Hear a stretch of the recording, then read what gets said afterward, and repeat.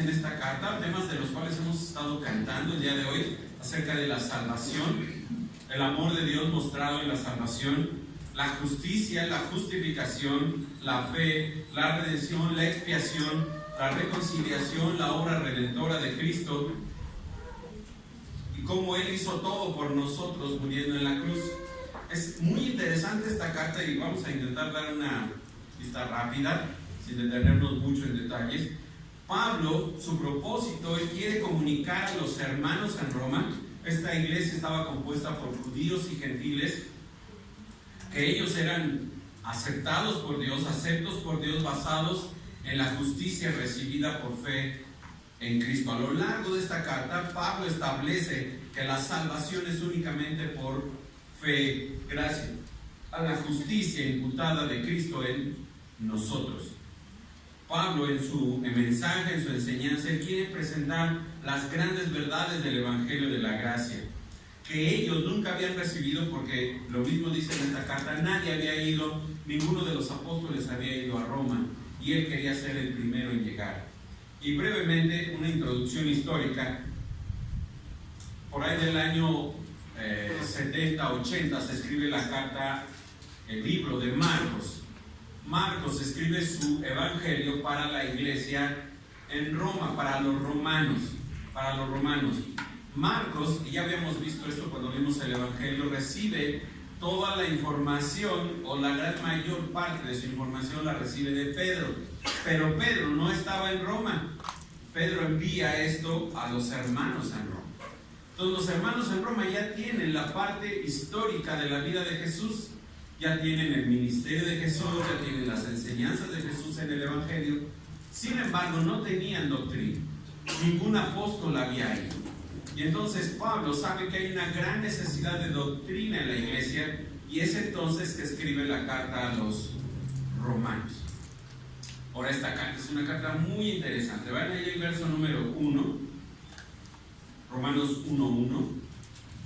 Pablo, siervo de Jesucristo, llamado a ser apóstol, apartado para el Evangelio de Dios. Y Pablo sabe que el Evangelio de Dios, las buenas nuevas de Dios, es lo más importante.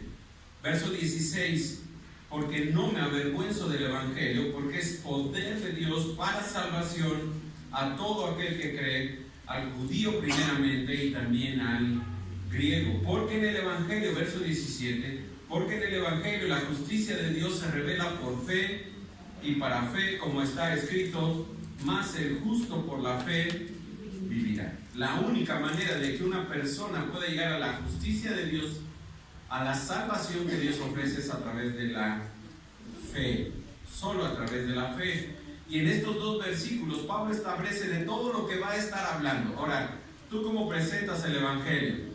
Bueno, la mayoría de las veces se presenta el Evangelio y se dice: Dios es amor, Dios te ama y Dios tiene un propósito para ti. Pablo dijo: no, yo no voy a empezar hablando del amor de Dios, yo voy a empezar hablando de la ira de Dios. Verso 18, 1:18, porque la ira de Dios se revela desde el cielo contra toda impiedad e injusticia de los hombres, que detienen con injusticia la verdad, porque lo que de Dios se conoce les es manifiesto, pues Dios se lo manifestó. Porque las cosas invisibles de Él, su eterno poder y deidad, se hacen claramente visibles desde la creación del mundo, siendo entendidas por medio de las cosas hechas, de modo que no tienen excusa. Y Pablo está haciendo a todo ser humano responsable de creer o de no creer en Dios. Ellos son responsables. Ellos cambiaron la gloria de Dios incorruptible, ellos cambiaron la verdad de Dios, ellos dieron espacio al pecado, se envanecieron en sus razonamientos, dice Pablo, y su corazón se hizo negro. Verso 2, capítulo 1, verso 1, por lo cual no tienes excusa, hombre, quien quiera que seas tú que juzgas, pues en lo que juzgas a otro, te condenas a ti mismo, porque tú que juzgas haces lo mismo. Capítulo 3, verso número 9, y Pablo ya habló de los judíos, de que no hay ningún provecho en ser judío si no se cree, pero si tú crees hay un provecho. Sin embargo, dice el verso 3, capítulo 3, verso 9, que pues somos nosotros mejores que ellos, los judíos son mejores que los gentiles, en ninguna manera, pues ya hemos acusado a judíos y a gentiles que todos están bajo pecado. Verso 10, no hay justo ni aun uno, no hay quien entienda, no hay quien busque a Dios, todos se desviaron, se hicieron inútiles, no hay quien haga lo bueno, no hay ni siquiera uno, no hay nadie que haga lo bueno, no hay nadie. Verso 23, por cuanto todos pecaron y están destituidos de la gloria de Dios. Sin embargo, Dios, dice 3:24, siendo justificados gratuitamente por su gracia, la gracia de Dios, mediante la redención que es en Cristo Jesús, a quien Dios puso como propiciación por medio de la fe en su sangre para manifestar su justicia a causa de haber pasado en su paciencia los pecados pasados, y con la mira de manifestar en este tiempo su justicia, a fin de que Él, Jesús, sea el justo, y Jesús sea quien justifica al que es de la fe en Él. ¿Dónde pues está la jactancia? Queda excluida. ¿Por cuál ley? ¿Por la de las obras? No, sino por la ley de la fe. Concluimos pues que el hombre es justificado por fe sin las obras de la ley. Y luego Pablo va a poner como ejemplo a Abraham, que fue justificado por la fe antes de haber hecho alguna obra de fe. ¿Y cuál es el resultado de haber sido justificados? Vayan al mismo capítulo 4, verso 22, y sigue hablando de Abraham. Verso 23, y no solamente con respecto a Abraham se escribió que le fue contada por justicia la fe, sino también con respecto a nosotros, a quienes ha de ser contada, esto es, a los que creemos en el que levantó de los muertos a Jesús, Señor nuestro, el cual fue entregado por nuestras transgresiones y resucitado para nuestra justificación.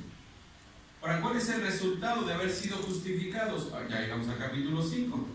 Ya vimos que la ira de Dios se manifiesta a todo aquel hombre que ha cometido pecado, y dice Pablo que todos estamos bajo pecado, judíos o gentiles. Nosotros somos gentiles, estamos bajo pecado.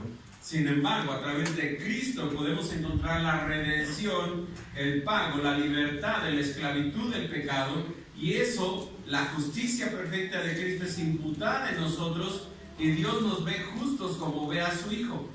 No es que seamos justos, sino que Dios ve a su Hijo antes de vernos a nosotros. Y ahora, ¿cuál es el resultado de ser justos? Espero que tú seas un justo y ya hayas sido justificado, porque entonces, dice Pablo 5:1, siendo ya justificados pues por la fe, primer resultado, tenemos paz con Dios. Antes éramos sus enemigos, ahora tenemos paz con Dios por medio de nuestro Señor Jesucristo. Segundo resultado, tenemos entrada por la fe a esta gracia. ¿A cuál gracia? La gracia de Dios, en la cual estamos firmes. Tercer resultado, nos gloriamos en la esperanza de la gloria de Dios. Y no solo esto, sino también nos gloriamos en las tribulaciones, sabiendo que la tribulación produce paciencia, y la paciencia prueba, y la prueba esperanza, y la esperanza no avergüenza, porque el amor de Dios ha sido derramado en nuestros corazones por el Espíritu Santo que nos fue dado. No tenemos algo de amor. Dice Pablo que el amor de Dios fue derramado. Es como cuando pones en un vaso leche y lo llenas. Eso no se derramó. Se derrama cuando brota la leche, de tanta leche que hay, y se tira la leche. Eso es derramó. Dios derramó su amor a través del Espíritu Santo que tú y yo tenemos. Esa es una bendición, hermanos. Una gran bendición. Sin embargo, llegamos a estos versos que vamos a estudiar ahora, y aquí encontramos tres aspectos del ministerio de Jesucristo que cuando éramos sus enemigos hizo por nosotros. Tres aspectos del ministerio de Cristo cuando nosotros éramos sus enemigos. Y estos tres aspectos nos deben de llevar a alabarle a Él. A alabarle. Verso número 6, encontramos el primero. Cristo murió por los impíos. Tú y yo éramos impíos, Cristo murió por nosotros. Versos del 6 al 8. Segundo, Cristo nos libra de la ira de Dios. Verso número 9. Y tercero, Cristo nos reconcilia con Dios. Tres aspectos del ministerio de Cristo que vamos a ver en esta tarde. Tres aspectos. Ahora, ¿Significa que éramos enemigos de Dios? Sí, ya lo dice el verso 1, tenemos ahora paz con Dios porque antes éramos enemigos de Dios.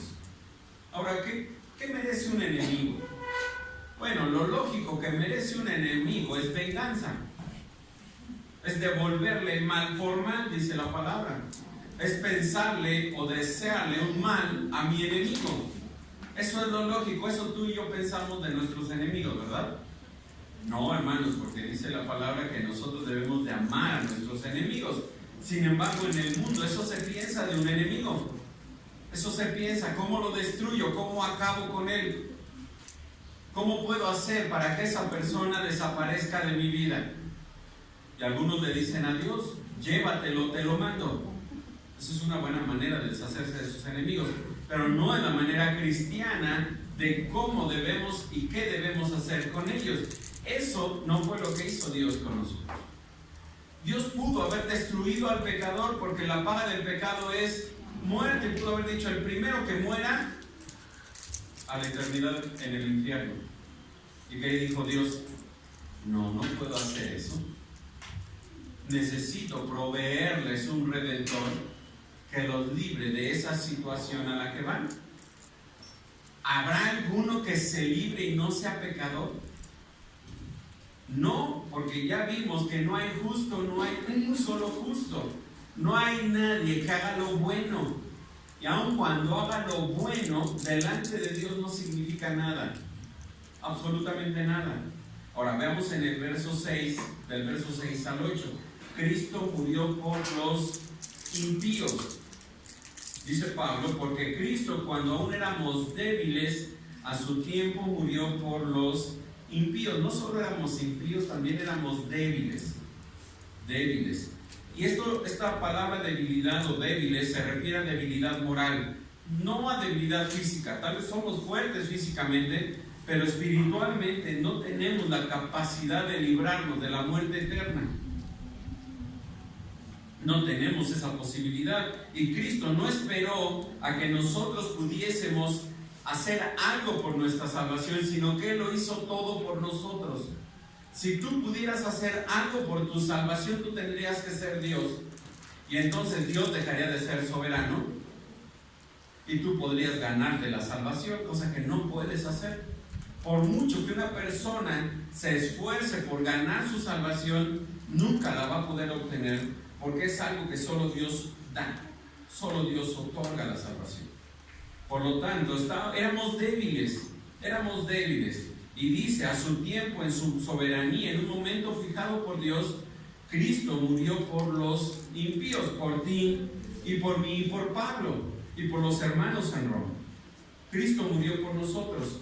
Todos los impíos necesitamos la muerte de Cristo para nuestra salvación. Y esto de impiedad, la palabra en griego es asebeia, aparece 17 veces en el Nuevo Testamento, en diferentes maneras, pero no es otra cosa más que la raíz de la cual crecen todos los pecados. No son pecados, sino es la raíz de donde provienen todos nuestros pecados. Es esa naturaleza pecaminosa de la que Pablo está hablando. Nosotros éramos por naturaleza pecadores. Y no podíamos hacer otra cosa más que pecar. Pero a su tiempo Cristo murió por nosotros, por los impíos. Y el énfasis recae en nuestra incapacidad. Y en nuestra incapacidad de salvarnos, pero en nuestra capacidad de ofender a Dios y pecar contra Él. Verso 7. Ciertamente apenas morirá alguno por un justo, con todo pudiera ser que alguno osara morir por el bueno. Dice Pablo, él quiere destacar la muerte extraordinaria de Cristo, y él dice, apenas podría ser que alguno muriera por un justo. Y tal vez tú dijeras, yo puedo morir por mi papá, por mi esposa, por mi hijo. Yo daría mi vida por mi hijo porque pues, es justo que yo lo haga. Es una persona que merece que yo muera por él. Pudiera ser que alguno osara morir por el bueno o por el justo. El justo es un individuo recto, mientras el bueno Es una persona realmente buena, alguien que no merece la muerte. Es difícil creer que alguien esté dispuesto a morir por una persona recta, aunque posiblemente haya quien puedan o quieran morir por un hombre verdaderamente bueno. Pablo dice que no hay posibilidad que alguien muera por una persona buena. Y sería fácil morir por alguien bueno, alguien a quien tú amas, ¿no? ¿Estarías dispuesto a dar tu vida por alguien a quien tú amas? Sí, yo creo que sí. Pero aquí el punto es, ¿quién estaría dispuesto a dar su vida para salvar a su enemigo? No, ¿verdad? Ya lo vemos más difícil. Yo puedo dar mi vida por mi esposa, por mis hijas, pero yo no daría la vida por alguien que me odie. ¿Tú sí? Bueno, por eso Dios sí pudo hacerlo. Cristo lo hizo. Cristo murió por aquellos que lo odiaban, por aquellos que lo llevaron a la cruz. Tú y yo. Tú y yo. Este pasaje es la mejor explicación en el Nuevo Testamento para Juan 3:16, ¿te lo sabes? Porque de tal manera amó Dios al mundo que era su enemigo, porque de tal manera amó Dios al mundo que dio a su Hijo unigénito, para que todos sus enemigos que crean en Él no se pierdan, sino tengan vida eterna. Esa sería la mejor forma de entender Juan 3:16. Siendo nosotros sus enemigos, Cristo nos amó. Cristo nos amó. Es posible que a nivel humano, en nuestro nivel, pudiéramos dar la vida por alguien bueno, pero ninguno de nosotros haría algo incomprensible, morir por sus enemigos. Nadie lo haría. Pero el verso 8 nos dice que hizo Dios, mas Dios muestra su amor para con nosotros, en que siendo aún pecadores, Cristo murió por nosotros. ¿Merecíamos que Cristo muriera por nosotros? No, respuesta no, no merecemos eso. Sin embargo, Dios mostró su gran amor al morir por nosotros, al enviar a morir a su Hijo por nosotros en la cruz. Cristo murió por nosotros. La muerte de Cristo, dice el verbo, está en pasado, murió, pero sigue siendo una muestra de la actitud de Dios hacia el hombre. Dios sigue mostrando su amor, aunque Cristo ya murió. La cruz, y voy a predicar de ello, te espero el viernes 30 de marzo. 30 de marzo, a las 3 de la tarde vamos a tener nuestro culto de la crucifixión. Viernes 3 de la tarde, vamos a hablar un poquito acerca de la cruz. La cruz no es un intento de cambiar el enojo de Dios en amor, sino una prueba del amor de Dios. La cruz es la muestra de que Dios nos ama. Si no fuera por la cruz, no podríamos decir que Dios nos ama. No podríamos hacerlo. Sin embargo, es la muestra del amor que Dios tiene hacia el pecador. Es una prueba de la naturaleza extraordinaria del amor de Dios, un amor incomparable. Dice que se compara el amor de una madre con un hijo, ni eso, porque una madre ama a su hijo de forma natural. Dios amó a sus enemigos. Dios amó a sus enemigos. Cristo murió por nosotros, dice el verso 6, cuando éramos débiles, cuando éramos impíos, y dice el verso 8, cuando éramos pecadores. Y el verso 10 dice que éramos sus enemigos, y es cuando Cristo murió por nosotros. Al decir que éramos pecadores, ahí en el verso número 8, Pablo está diciendo que éramos personas que habíamos fallado en el blanco de la voluntad perfecta de Dios, de la voluntad santa de Dios. Pablo señala que el amor de Dios es por aquellos que no lo merecen, aquellos que no han cumplido con esa norma, con ese estándar de santidad de Dios. Y no es que haya diferentes niveles de pecado, todos son pecado, pero hay pecados que merecen y merecerán más castigo en la eternidad en el infierno, pero todos son pecado. ¿Habrá alguien que no peque? Ya lo dijo Pablo en Romanos, no hay quien no haya pecado. Todos han pecado. Todos hemos pecado y eso nos separa de la gloria de Dios. En la cruz, Dios demostró su amor por nosotros.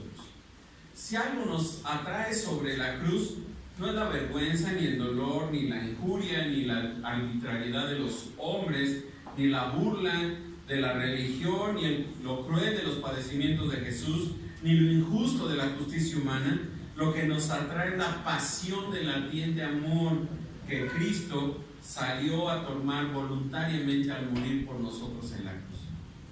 Hermanos, no merecíamos que Él muriera en la cruz. ¿Sabes quién merecía morir? Tú. Tú merecías estar colgado en esa cruz. Porque la paga del pecado es muerte. Y Jesús no pecó. No merecía morir. ¿Cómo sabemos que Jesús no pecó? Y de eso predicaré la próxima semana. ¿Cómo sabemos que Jesús no pecó? Porque Dios lo resucitó. Si Dios no lo hubiera resucitado, hubiera sido porque hubiera pecado, ¿no? La paga del pecado es muerte. Pero no hubo pecado, entonces no había por qué tenerlo en muerte, y lo levantó a la vida. Entonces murió, sí murió. Y resucitó, sí resucitó. Entonces era sin pecado, sí era sin pecado. Entonces, ¿por qué murió por ti? Murió por ti.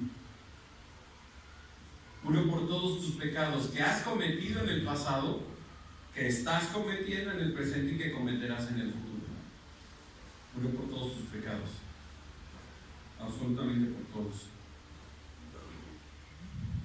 Cristo murió por los injustos, el Santo murió por los pecadores, el Dios ofendido murió por aquellos que lo ofendieron con su pecado. Y todo con el único propósito de llevarnos a Dios. Busca 1 de Pedro 3:18. 1 de Pedro 3:18.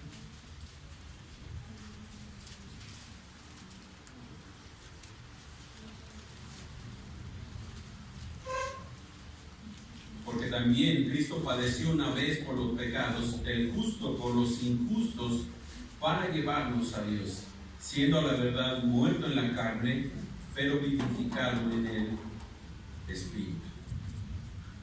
Murió una sola vez, el justo por los injustos, con el único propósito de llevarnos a Dios.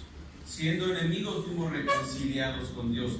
Busca Efesios, este pasaje a mí me gusta mucho. Efesios capítulo 2.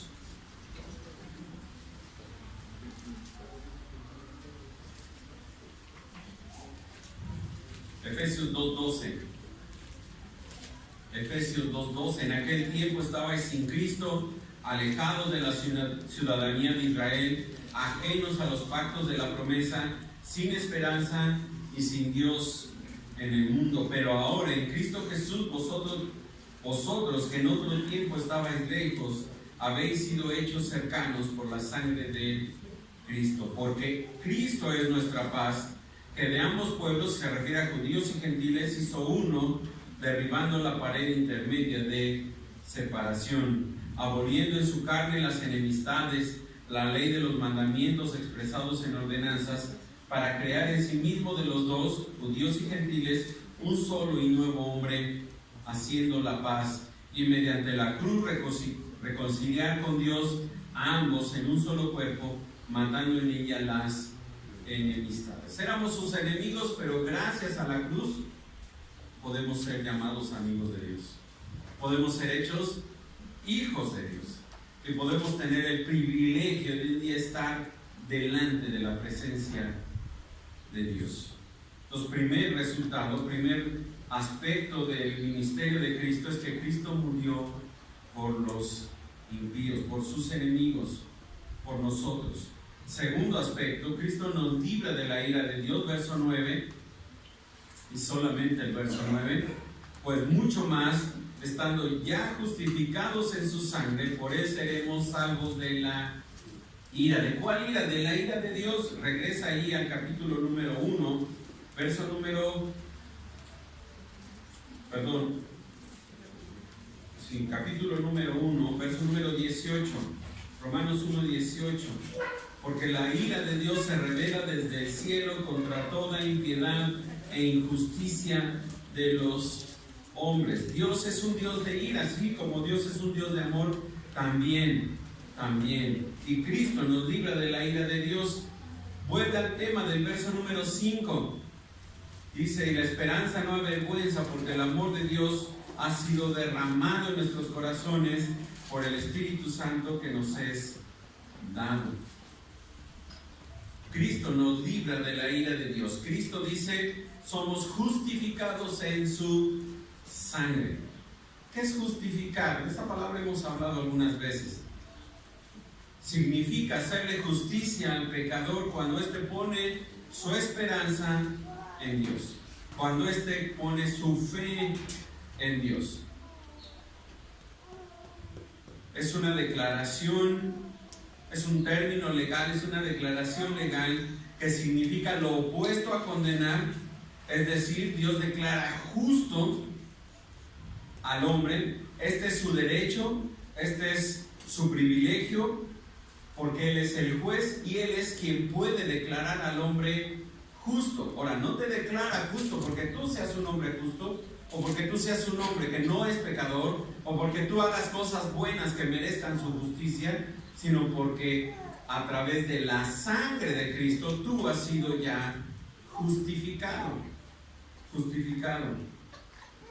Dice el verso mucho más. La idea es que hizo Dios. La idea es que si Dios hizo cosas mayores que se mencionan aquí, con mucho mayor razón hará las cosas menores que siguen. Si Dios ha obrado la justificación, el alto costo que tuvo la justificación, la muerte de su Hijo, la lógica es que Él va a salvar a aquellos que Él declara justos. Eso es lo lógico. Si Él ya declaró justo, Él va a salvar a aquellos que ha declarado justos y los va a librar de la ira que viene a causa del pecado. La justicia de Dios debe ser cubierta, y es cubierta con la sangre de Cristo. Dice que la sangre es nuestra propiciación. Cuando Dios le mandó a Moisés construir el tabernáculo y después a David la construcción del templo, había un arca del pacto, ¿se acuerdan? Que tenía 2 querubines, era una caja de oro. Esta caja tenía encima algo que se llamaba el propiciatorio. ¿Recuerdan eso? Es una palabra que solo se usa en domingos y a veces. Bueno, el propiciatorio era salpicado por el sumo sacerdote con sangre, lo que significa que la sangre cubría el pecado del pueblo. Y Dios no veía el pecado del pueblo, sino veía la sangre derramada en el propiciatorio. Fue lo mismo que pasó cuando fue la primer Pascua en Egipto. ¿Se acuerdan de eso? Es más fácil de recordar. Dios le dijo al pueblo, va a venir el ángel de la muerte y en cualquier casa se tiene que comer un animal y la sangre del animal se tiene que poner en el dintel de la puerta, y entonces cuando se ponga en el dintel de la puerta, el ángel va a pasar pero no va a entrar y no va a morir el primogénito. Esa sangre va a cubrir, va a proteger la muerte del primogénito. Pues exactamente lo mismo que Cristo hace por nosotros.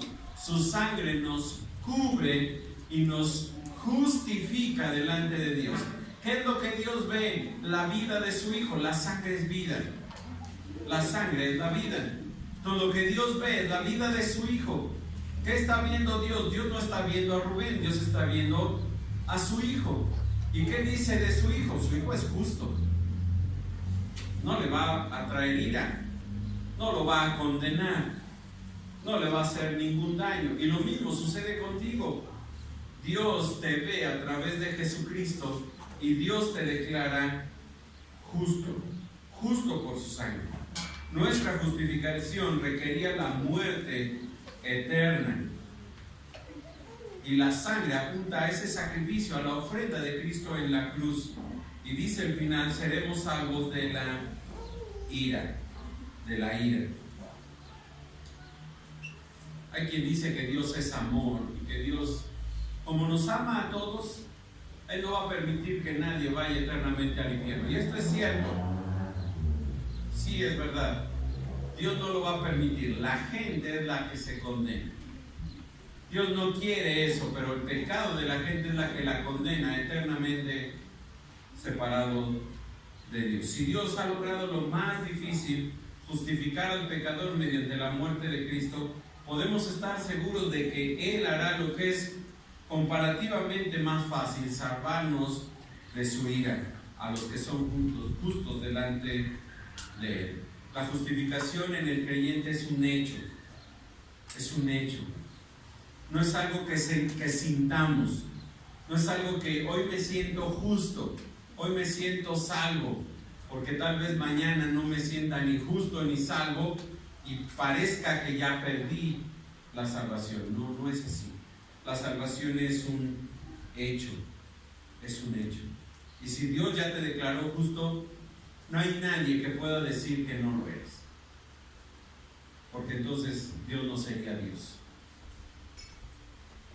Segundo aspecto, Cristo nos libra de la ira de Dios. Y un último aspecto, Cristo nos reconcilia con Dios. No solamente, observa el proceso de Pablo, no solamente Cristo murió por los impíos, sino Cristo, como vimos ahorita, Cristo nos libra de la ira de Dios porque Cristo nos reconcilia con Dios.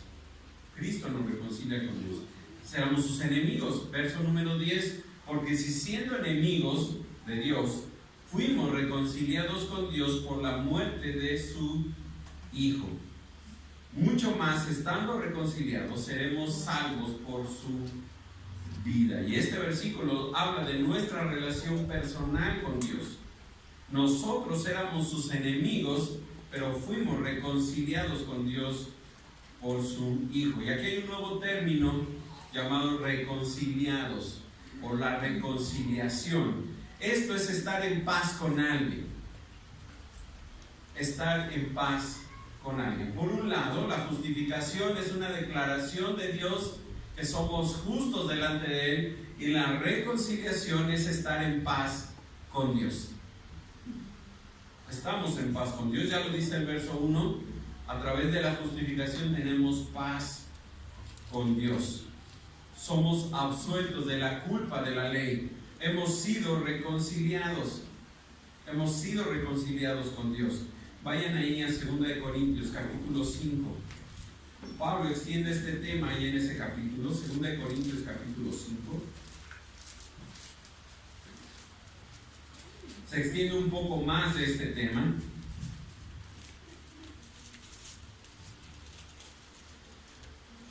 Verso número 14, 5:14. Porque el amor de Cristo nos constriñe, pensando esto, que si uno murió por todos, luego todos murieron, y por todos murió, para que los que viven ya no vivan para sí, sino para aquel que murió y resucitó por ellos. De manera que nosotros de aquí en adelante a nadie conocemos según la carne, y aun si a Cristo conocimos según la carne, ya no lo conocemos así. De modo que si alguno está en Cristo, nueva criatura es, las cosas viejas pasaron, he aquí todas son hechas nuevas. Y todo esto proviene de Dios, quien nos reconcilió consigo mismo por Cristo y nos dio el ministerio de la reconciliación. Que Dios estaba en Cristo reconciliando consigo al mundo, no tomándoles en cuenta a los hombres sus pecados, y nos encargó a nosotros la palabra de la reconciliación. Así que somos embajadores en nombre de Cristo, como si Dios rogase por medio de nosotros, o rogamos en nombre de Cristo, reconciliados con Dios. Al que no conoció pecado, por nosotros lo hizo pecado, para que nosotros fuésemos hechos justicia de Dios en él. Gracias a la justicia de Dios, a la justicia de Dios, a la justicia de Cristo imputada en nosotros, nosotros somos o fuimos reconciliados con Cristo. Y siendo, dice Pablo allá en Romanos, verso número 10, y siendo reconciliados, dice mucho más, estando reconciliados, seremos salvos por su vida. Pablo está declarándole a la iglesia en Roma que si Dios ha logrado reconciliarnos por la muerte de Cristo, aún siendo enemigos, aún estando en enemistad, ¿cuánta más seguridad puede haber de la salvación de los que ahora son amigos de Dios en el día del juicio? Es el Hijo de Dios resucitado, viviente y exaltado, quien nos lleva a la reconciliación. Él es quien nos reconcilia con Dios. Entonces dejamos de ser sus enemigos y ahora somos sus amigos. Verso 11, y no solo esto, sino que también nos gloriamos en Dios por el Señor nuestro Jesucristo, por quien hemos recibido ahora la reconciliación. Y voy a hacer una pequeña pausa. No pienses que eras merecedor ni de la salvación, ni de la justificación, ni de la reconciliación, ni de la glorificación. No merecías nada. Es más, no hiciste nada para alcanzar nada de ello. Toda la obra de salvación es divina. Toda ella es hecha por Dios. Tú solamente la recibes. Cuando tú recibes un regalo, no lo recibes así. Los niños tal vez. Cuando tú recibes un regalo, lo recibes así. Así es como lo recibes. ¿Qué estamos recibiendo? La salvación. ¿Qué hicimos? Pecar. Y eso nos hace merecedores de la salvación. Y aún así Dios nos reconcilió consigo mismo por Cristo. Y en Cristo hemos recibido la reconciliación. De enemigos ahora somos amigos. Y todavía un poco más, porque ahora somos hijos de Dios. Y dice Gálatas que si somos hijos también somos coherederos con Cristo. Hermanos, no solamente Dios nos salvó y dijo, bueno, ya lo salvé y ahí muere. No, nos salvó, nos redimió, nos rescató, nos reconcilió, nos justificó, nos está santificando y un día nos va a glorificar. Y un día vamos a estar en el cielo sentados en una gran mesa con Cristo. Y no lo merecemos. Y un día vamos a ser herederos junto con Cristo de lo que Él merece, no nosotros. ¿Qué ganamos? ¿Qué hicimos? No hicimos nada. Todo lo hizo Dios. Por medio de Él es que nosotros nos gloriamos. Él es quien nos capacita para podernos gozar. Solamente por medio de Él podemos recibir la reconciliación. Dios es el autor, Cristo el instrumento efectivo, y nosotros solo somos los recipientes, los que reciben la reconciliación. Yo estoy seguro que Pablo tenía muchas cosas que decir de Cristo, y yo te invito a leer el libro de los Romanos. Vamos a tardar un poco, pero te invito a que lo leas. Gracias a lo que Dios hizo por nosotros a través de su Hijo, es que nosotros hoy estamos aquí. Gracias a eso. Solamente gracias a Él. ¿Y sabes qué debemos de hacer? Alabarle, agradecerle por lo que ha hecho. Y vamos a hacerlo orando. Vamos a hacerlo orando. Te invito a cerrar tus ojos y orar a nuestro Padre. Gracias, Señor. Muchas gracias por lo que has hecho por nosotros. Tal vez, Padre, a veces no entendemos todo lo que hiciste y todo lo que tú deseas, Señor, para nosotros. Tal vez no podemos comprender la obra, Señor, de amor al morir tu Hijo en la cruz por nosotros. Tal vez no tenemos alguna idea, tal vez tenemos algún conocimiento, Padre, pero no podemos ver la magnitud de ese inmenso amor al morir por nosotros. No merecíamos nada, Señor. No merecíamos ni siquiera que te dignaras a volver a vernos. Éramos inmerecedores de cualquier gracia, de cualquier favor tuyo.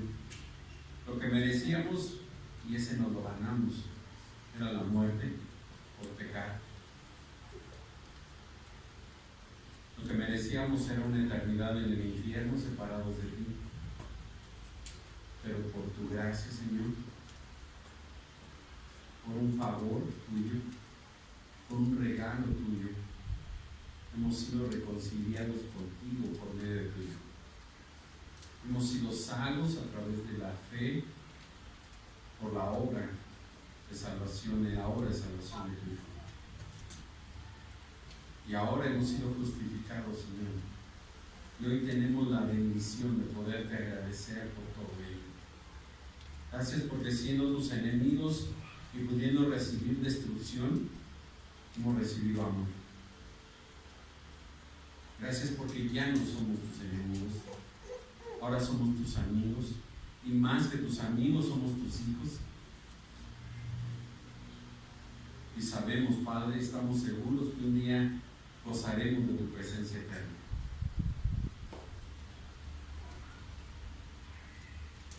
Tú nos libraste, Señor, de nuestro pecado. Tú nos libraste del amor.